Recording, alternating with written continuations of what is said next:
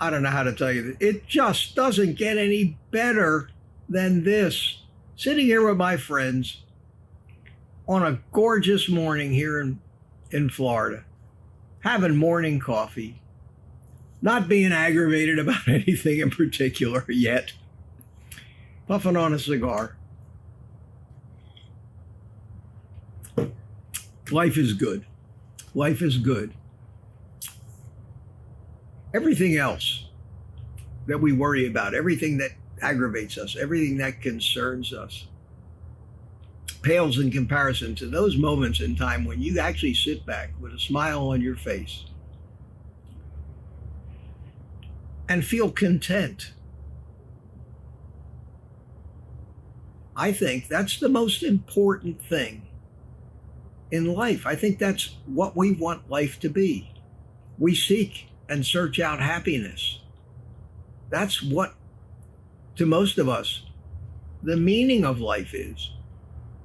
I know I philosophize sometimes, but I think these are important things to recognize.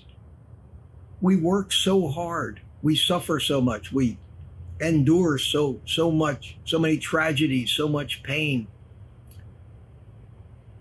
We struggle, we battle, financial, health, geopolitical issues, just trying to get by, feeding ourselves, and just having tons of money, because I've been in both places, and I can tell you there's no difference in the number of times or the amount of time where you could actually sit back and say, life is good.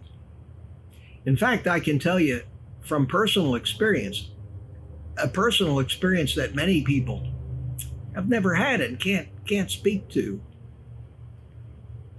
that most people see wealthy people and envy them and say to themselves, man, if I only had all of that, I could be happy. But I can't be happy.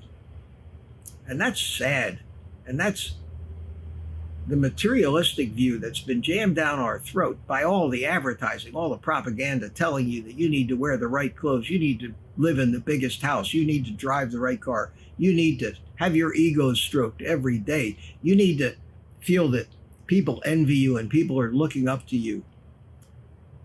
And you fight and sacrifice so that you can be the guy with the most toys who wins when he dies. I've been there. I had those faults. I had the same mindset. I was competing every day, climbing to be the most admired, the most envied. And I had, at that time in my life, probably the least amount of these moments where I could sit back, just sigh, be content, and say to myself, life is good.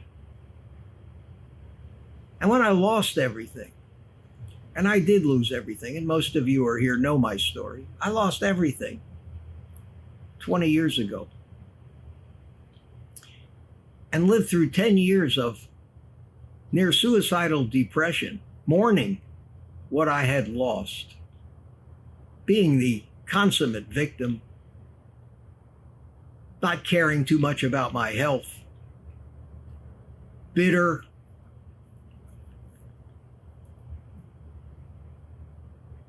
there weren't any, not one, not a single moment where I sat back, smiled, content, and said, life is good. Life is good. And then I, with the help of my children, began to pull myself out of my funk. My kids had to remind me how strong I was, all their lives watching me succeed in business, take care of my health.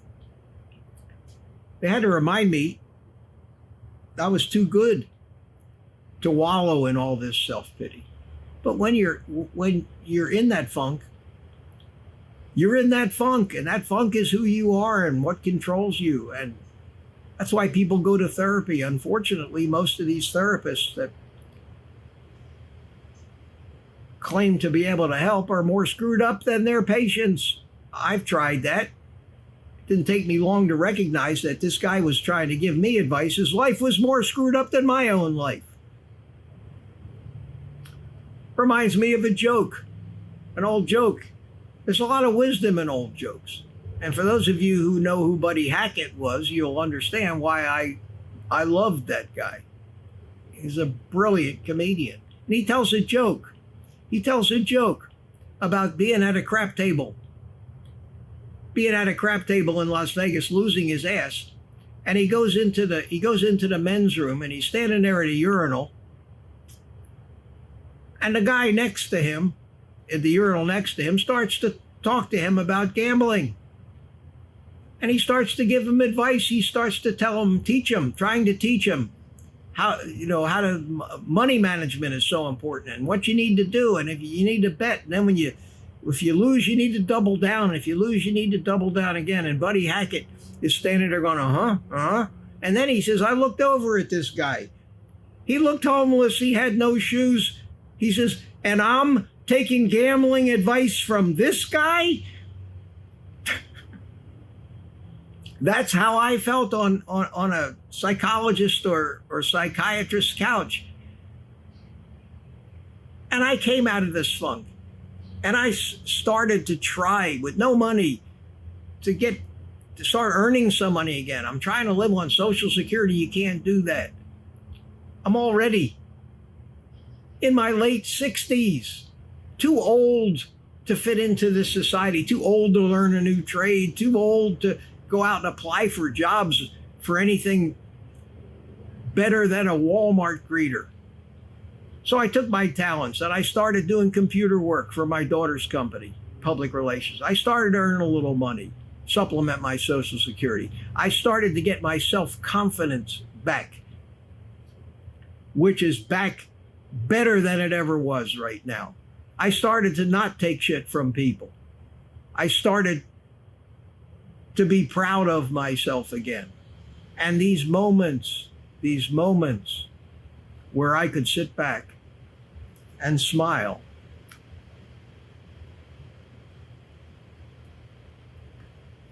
and puff on a cigar and truly say to myself, life is good. Something I couldn't do or never felt that feeling of contentment when I had big houses, a yacht, my own airplanes, fancy cars, and all of that obligation and pressure to keep going and keep juggling all that so it didn't come crashing down, which it eventually did. Through these things that happen in life that we can't control, no matter how much we plan for it, no more than you can control how much damage a hurricane is going to do. It's a force of nature. Well, we have those forces in our economies too, and we've all seen the crashes and the real estate crisis and all those things, and that is an economic tsunami, and I don't care how good a businessman you are, if you're exposed, you're gonna drown. And that happened to me. Happens to most people in business. So if nothing else, and you take away nothing else from this little message of mine today, let's call this maybe more of a motivational talk based on what I've experienced and what I've learned, and can only be learned. It can only be learned by having been there. Nobody can know what it's like to go through these trials of life unless they have been there. Oh, when people tell us about it, we say, oh man, I understand. I feel for you. No, you don't. You can't feel for somebody no more than you can feel for a young parent who loses a child. You think you can imagine what it might be like to lose a child. You can't. You can't. Certain things can only be experienced and learned firsthand. The rest of it is empathy, maybe, sympathy, but you can't know. So you can't know what it was like for me to be on top of the world financially with all the trappings and all the toys and plenty of money and the vacations and all that stuff, and yet not really happy. Not really happy. Getting tired of just running on the treadmill. And now, with no money or just enough money to get by, a modest modular home in a what I like to refer to as an upscale trailer park here in Florida, a few ways to earn a few extra bucks. For the first time in my life at age 77 and a half, I actually have more times where I can sit down and smile, sigh, puff on the cigar, and say, life is good. I've discovered for me my real priorities. And it's not what other people think about me. It's not showing off. It's being proud of who I am, trying to be a good person, trying to help people, doing this YouTube thing, which can be aggravating as hell sometimes, but the upsides of it still far outweigh the downsides, and I'm still here, and I'm going to keep going. And if I can impart nothing more than that to you this morning, look inside yourself and see if there isn't something in anything that I've just said that you haven't been able to say, yeah, Mitch, I can identify with that. I know what you mean. I know what you mean. And chalk it up, if nothing else, to the fact that I'm not smarter than you are.